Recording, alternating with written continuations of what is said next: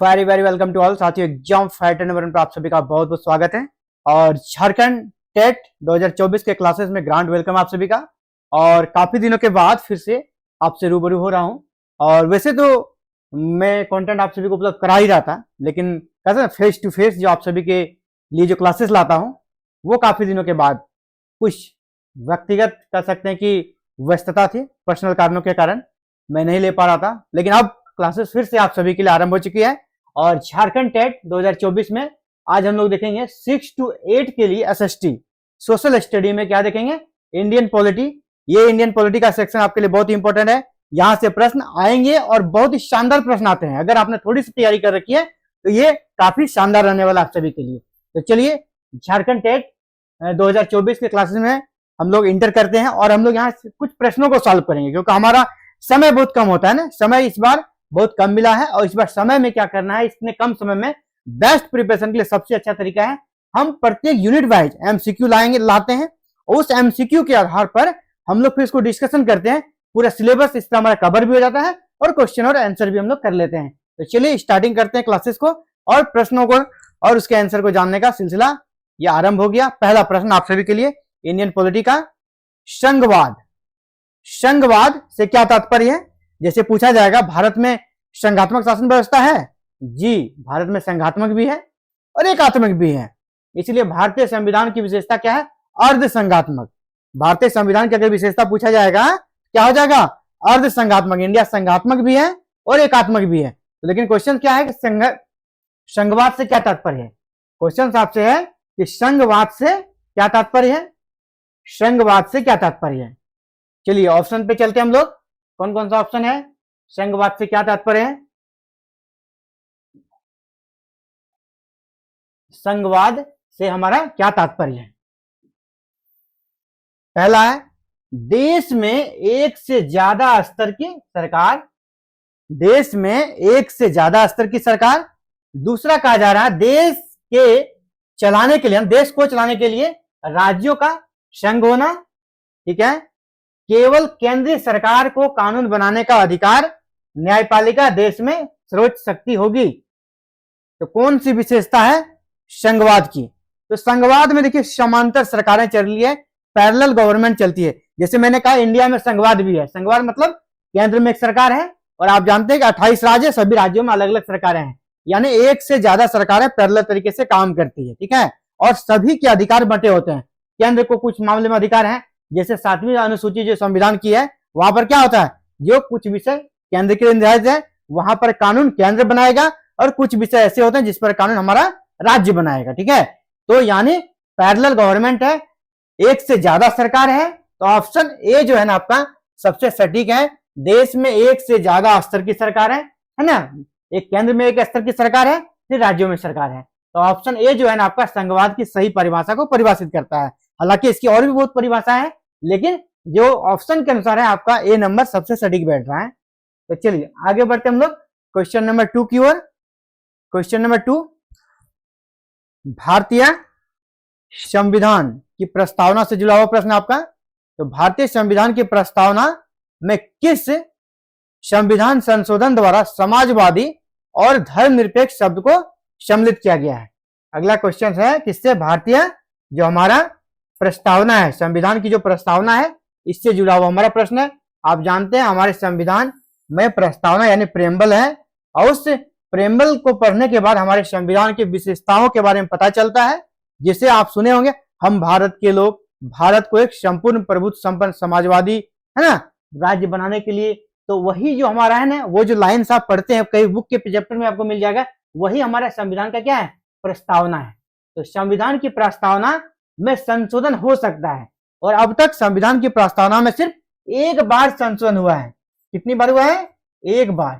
और मिसेज इंदिरा गांधी के काल में यह संशोधन हुआ है, एक बार हुआ, रिकॉर्ड संशोधन हुआ। और बहुत सारे संशोधन उस समय किए गए थे और 2 शब्दों को हमारे संविधान की प्रस्तावना में ऐड किया गया था, समाजवादी और धर्मनिरपेक्ष। इसीलिए जब बीजेपी के नेता लोग, कुछ बड़बोले नेता जो होते हैं, वो कहते हैं हम लोग धर्मनिरपेक्षता सबको हटा देंगे, हमारा भारत जो है धर्मनिरपेक्ष नहीं है, एक हिंदू राष्ट्र है। क्यों? क्योंकि जब संविधान यहाँ पर लागू हुआ था उस समय वहां पर धर्मनिरपेक्ष वर्ड को ऐड नहीं किया गया था, ठीक है, इसको बाद में ऐड किया गया है। कब? 1976 में, 1976 में ऐड किया गया था, इसी मिसेज इंदिरा गांधी के काल में, 1976 में। इसीलिए आप सुनते होंगे ये पॉलिटिकल इश्यू बनता है, हम लोग यहाँ पे धर्मनिरपेक्षता शब्द को हटा देंगे और भारत को हिंदू राष्ट्र बनाएंगे, कहा जाता है ना। तो यही प्रश्न आप सभी के लिए, भारत के संविधान की प्रस्तावना में किस संविधान संशोधन के द्वारा समाजवादी और धर्मनिरपेक्ष शब्द को सम्मिलित किया गया था? कब सम्मिलित किया गया था?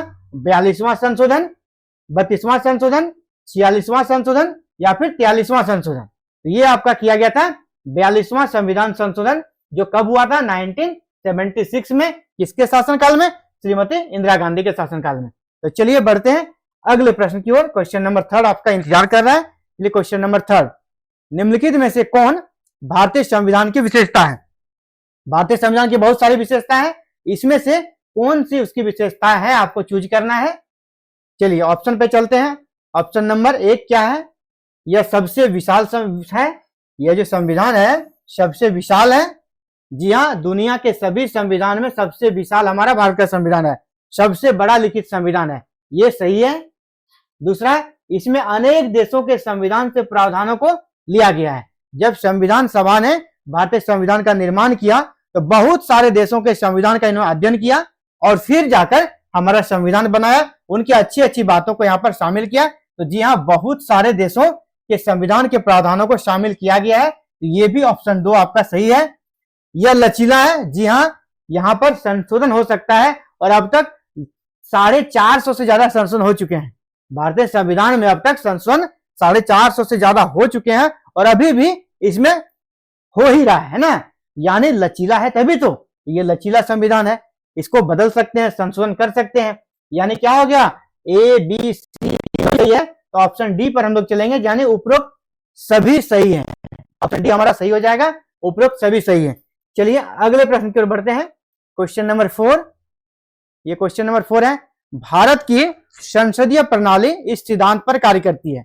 भारत की जो संसदीय प्रणाली है वह किस सिद्धांत पर कार्य करती है? चलिए ऑप्शन पे चलते हैं। बहुमत की जीत, अनुपातिक प्रतिनिधित्व, बहुमत या फिर लोकतंत्र, लोकप्रिय लोकतंत्र। भारत की संसदीय प्रणाली, भारत की जो संसदीय प्रणाली है किस सिद्धांत पर कार्य करती है? किस सिद्धांत पर यह कार्य करती है? यहाँ पे 4 सिद्धांत आपको दिए गए हैं। बहुमत की जीत के सिद्धांत पर, अनुपातिक प्रतिनिधित्व के सिद्धांत पर, बहुमत या फिर लोकप्रिय लोकतंत्र।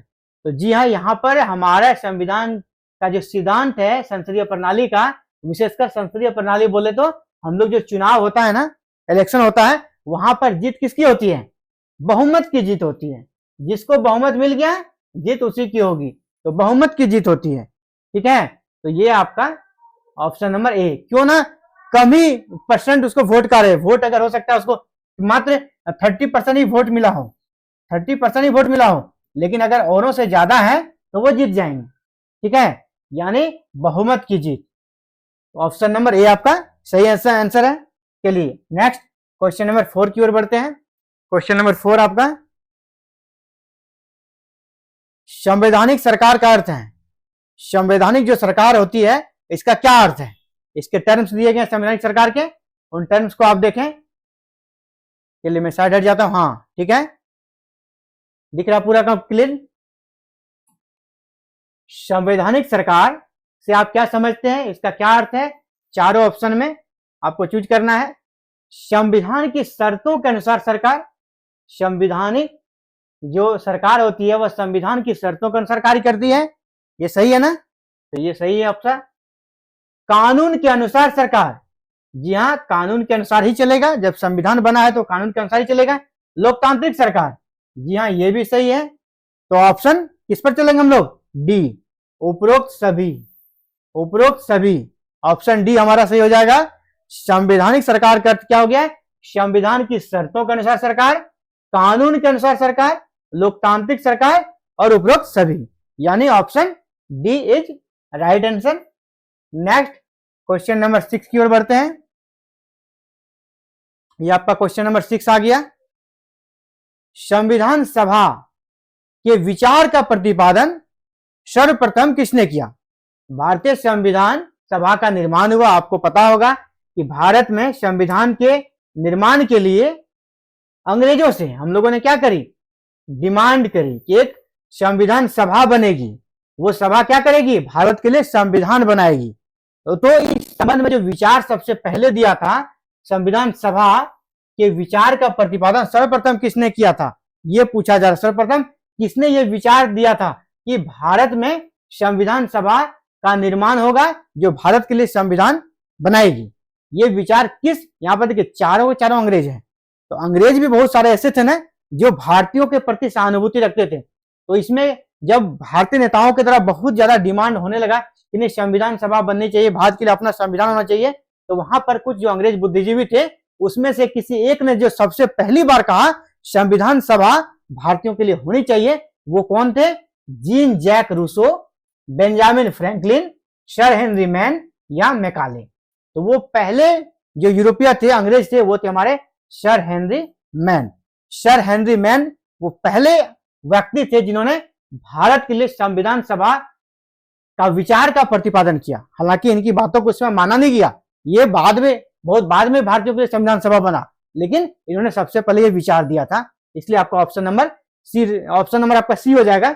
यहाँ पे बी लिखा हुआ है लेकिन आपका बी ये हो जाएगा और ये आपका option number C, option number C आपका सही आंसर है। चलिए नेक्स्ट आगे बढ़ते हैं। क्वेश्चन नंबर 7, भारतीय संविधान भारतीयों की इच्छा के अनुसार ही होगा। भारतीय संविधान जो बनेगा वह भारतीयों की इच्छा के अनुसार होगा। यह कथन किसका है, यह कथन किसने कहा, यानी ये स्टेटमेंट किसका, जो इन्वर्टेड कॉमा के अंदर जो सेंटेंस है कि भारतीय संविधान भारतीयों की इच्छा अनुसार होगा, यह किसका कथन है। ये जो कथन है भारतीय संविधान भारतीयों की इच्छा अनुसार ही होगा, यह डिमांड किसने किया था और यह किसका बहुत ही प्रसिद्ध उक्ति है, सरदार पटेल जी का, डॉक्टर राजेंद्र प्रसाद, जवाहरलाल नेहरू या महात्मा गांधी। तो जी ये हमारे राष्ट्रपिता महात्मा गांधी का कथन है। उन्होंने ही कहा संविधान सभा तो बनेगी लेकिन संविधान सभा में जो कर सकते हैं संविधान बनेगा वो भारतीयों की इच्छा अनुसार होगा, यानी उसमें जितने भी मेंबर होंगे सभी कौन होंगे, भारतीय होंगे, अंग्रेज नहीं होंगे, ऐसा महात्मा गांधी ने कहा था सबसे पहली बार। ये उक्ति उनके लिए काफी कह सकते हैं एग्जाम के दृष्टिकोण से काफी फेमस है, बहुत सारे एग्जाम में ये स्टेटमेंट पूछा गया है। नेक्स्ट है पंडित मोतीलाल नेहरू ने ब्रिटिश सरकार के सम्मुख संविधान सभा के निर्माण की मांग कब प्रस्तुत किया। पंडित मोतीलाल नेहरू आप जान रहे कौन थे, ये कौन थे, जवाहरलाल नेहरू के पिताजी थे और उस समय के बहुत ही प्रसिद्ध है ना, ऑल ओवर इंडिया के कॉन्टेक्स्ट में देखा जाए तो नंबर 1 एडवोकेट माने जाते थे। तो पंडित मोतीलाल नेहरू ने ब्रिटिश सरकार के सम्मुख संविधान सभा के निर्माण की मांग कब प्रस्तुत किया। पंडित मोतीलाल नेहरू ने, क्योंकि देखिए ये सब इंपॉर्टेंट इसलिए है ना कि आरंभिक काल में इन्होंने ये काम किया था, बाद में तो बहुत सारे नेताओं ने, हमारे नेताओं ने डिमांड रखा, बहुत सारे अमेंडमेंट किए, बहुत सारे पदों पर रहे, लेकिन इन्होंने क्या किया सबसे पहले आरंभिक काल में ही इन्होंने ब्रिटिश सरकार के सम्मुख संविधान सभा के निर्माण की मांग रखी थी। वो कब रखी थी, 1924, 1925, 1926 या 1927। तो मोतीलाल नेहरू ने जो डिमांड रखा था संविधान सभा का वो इन्होंने 1924 में ही रख दिया था। और हमारा संविधान सभा बना कब, ये 1946 में। संविधान सभा हमारा बना कब, 1946 में, और इसका डिमांड काफी पहले से हो रहा था। देखिए मोतीलाल नेहरू ने 1924 में इसकी डिमांड की थी और ये बना फिर बाद में कब, 1946 में। इस बीच में नेता तो शांत नहीं थे, सभी डिमांड करते रहते थे, लेकिन उन्होंने आरंभिक काल में डिमांड करी थी, इसलिए आपके एग्जाम के लिए इंपॉर्टेंट हो जाता है। चलिए नेक्स्ट क्वेश्चन नंबर 9, संविधान सभा के सदस्यों का चुनाव प्रांतीय विधानसभा के सदस्यों द्वारा किया गया। संविधान सभा के सदस्यों की कुल संख्या कितनी थी, संविधान सभा के सदस्यों की संख्या कुल कितनी थी, यह पूछा जा रहा है। ठीक है, चलिए संविधान सभा के सदस्यों का चुनाव प्रांतीय विधानसभा के सदस्यों द्वारा किया गया। संविधान सभा के सदस्यों की कुल संख्या कितनी थी, यह पूछा जा रहा है। 345, 360, 389 या 396। आप ऑप्शन पे जाएं, तब तक हम लोग बात कर लेते हैं आखिर क्वेश्चन कहना क्या चाह रहा है। प्रांतीय विधानसभा के सदस्यों द्वारा, इस प्रकार अभी राज्यसभा का चुनाव कैसे होता है, राज्यसभा का चुनाव हम लोग वोट करते हैं क्या, नहीं ना, हमारे जो विधायक होते हैं विभिन्न राज्यों के, वो राज्यसभा के मेंबर्स को चुनते हैं, है ना। उनकी जनसंख्या के आधार पर प्रत्येक राज्य का कोटा है। जैसे झारखंड का कितना कोटा है, 6। उसी प्रकार बिहार का, यूपी का, है ना, सबका अलग अलग कोटा है। तो आपसे पूछा जा रहा है कि ये प्रांतीय विधानसभा के सदस्यों के द्वारा संविधान सभा का चयन किया गया, गठन किया गया, तो उसमें सदस्यों की कुल संख्या कितनी थी। तो आपको यह समझना होगा कि प्रांतीय विधानसभा के सदस्यों द्वारा किया गया, तो वो इसका मतलब क्या है। इसका मतलब आप राज्यसभा के चुनाव को देख लीजिए। जिस प्रकार हमारे राज्य के विधायक, विभिन्न राज्यों के विधायक अपने राज्य से राज्यसभा में मेंबर को भेजते हैं, उसी प्रकार उस समय हमारे देश में बहुत सारे प्रांत से वहां पर चुनाव हो चुके थे। तो वहां पे जो विधानसभा के सदस्य थे, उन्होंने ही संविधान सभा के सदस्यों को अपने अपने राज्य से संविधान सभा में भेजा। सबका कोटा निर्धारित था। अगर इसको समझना है तो सीधे आप राज्यसभा के चुनाव को वर्तमान समय में देख सकते हैं। सेम वही पैटर्न पे वहां पर संविधान सभा को रख सकते हैं। आज जैसे हमारा राज्यसभा है, वहां संविधान सभा को रख सकते हैं। सेम वही प्रणाली के आधार पर यह चुनाव हुआ था। तो उस समय कुल कितने लोगों को चुना गया संविधान सभा में, तो कितने थे, 389। ऑप्शन सी आपका सही आंसर है। संविधान सभा में कुल कितने सदस्य, तो 389। बाद में हालांकि पाकिस्तान का जब ये हो गया कि नहीं, विभाजन होना ही तय हो गया, फिर उन कुछ मेंबर हट गए और जो कि पाकिस्तान की संविधान सभा में फिर वो मेंबर बने। ठीक है, उस पर हम लोग विशेष फिर जब इंडियन पॉलिटी का और भी क्लासेस होगा तो उसमें फिर हम लोग डिस्कस करेंगे। ये तो पहला, अभी पॉलिटी का शायद पहला क्लास है ना, पॉलिटी का ये पहला क्लास है। ऐसे भी क्लासेस चलती रहेगी, तो वहां पर फिर हम लोग डिस्कस डिटेल्स में कर लेंगे। अगला है संविधान सभा के सदस्य नहीं थे। जिस प्रकार अभी हम लोगों ने क्या देखा पिछले में कि टोटल 389 मेंबर थे। कितने मेंबर थे, 389। तो इसमें से 4 में से एक नाम ऐसा है जो ये 389 में नहीं थे, संविधान सभा के सदस्य नहीं थे, ये पूछा जा रहा है। तो कौन, सरदार पटेल थे? जी सरदार पटेल तो थे। श्यामा प्रसाद मुखर्जी भी थे। आपका मोहम्मद अली जिन्ना, नहीं, ये उस समय नहीं थे। और अंततः फिर जब पाकिस्तान के लिए अलग संविधान सभा बना, उस समय वे वहां के सदस्य बने थे। जो भारतीय संविधान सभा था उस समय उसके सदस्य नहीं थे। तो आपका ऑप्शन सी आंसर हो जाएगा। मौलाना आजाद भी थे। यानी संविधान सभा के सदस्य जो 389 लोग थे, उसमें से मोहम्मद अली जिन्ना नहीं थे। यानी ऑप्शन सी आपका सही आंसर है। मोहम्मद अली जिन्ना संविधान सभा के सदस्य बने, लेकिन कहां, पाकिस्तान के लिए। जब पाकिस्तान के लिए भारतीय संविधान सभा जो 389 मेंबर्स वाली थी, इसको जब काट कर पाकिस्तान के लिए अलग संविधान सभा बनाई गई, उसमें ये मेंबर बने और वहां के संविधान सभा के ये अध्यक्ष बने थे। जैसे भारत में कौन थे, राजेंद्र प्रसाद, और पाकिस्तान में मोहम्मद अली जिन्ना अपने संविधान सभा के अध्यक्ष बने थे। तो फिलहाल ये था आप सभी के लिए झारखंड टेट में एसएसटी पेपर 2 की क्लासेस, जहां पर हम लोगों ने एमसीक्यू फॉर्मेट में अपने क्लासेस को संपन्न किया। इसी प्रकार क्लासेस लगातार चलेगी और ये काफी दिनों के बाद क्लासेस स्टार्ट हुई है और ये चलती रहेगी। फिलहाल इस वीडियो में इतना ही। मिलते हैं हम लोग बहुत जल्द एक नई क्लासेस में। Thank you very very much for watching this video and connecting with exam fighter number 1। Have a nice day to all.